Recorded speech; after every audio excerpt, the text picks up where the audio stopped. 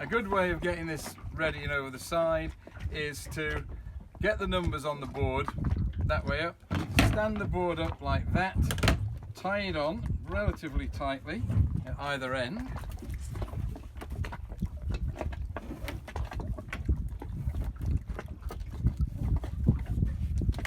and then once it's tied securely, you can just turn the board over and it will sit on the side of the boat like that.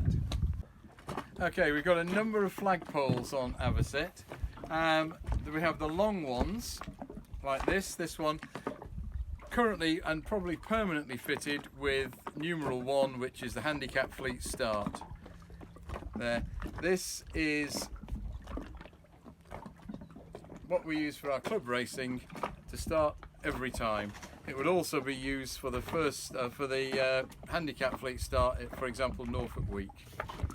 We also have on the long poles P as the preparatory signal, and we have a pole which is currently fitted with the T flag, which will be for National 12 or topper starts, so that will be used in Norfolk Week. And we have a spare pole, it's detailed on the bottom. You can either have 2 large flags or 1 large and 2 small flags fitted to this. So it will take a lot of flags, so we can cope with quite a large amount on the long poles. Now then, the best way to fit the poles for the start of a race is to rest them across the boat with the end in one of the holders. So when the time comes, you can have the horn in one hand if you're single-handed, keep an eye on the clock, and then simply lift the flag and put it into the socket like that. Okay, once the race has started and the flag's down, please roll the flag round the end of the pole and keep it out of the water in the bottom of the boat by resting it on the transom. We have one on station flag here.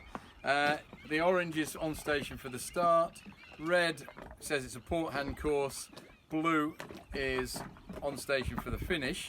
If you don't want to display blue immediately, it can just be wrapped round and out of the way.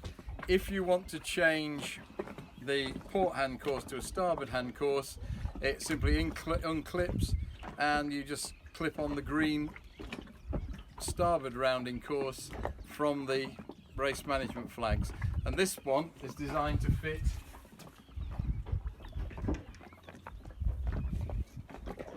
on the starboard side of the cabin top. These are the individual and general recall flags.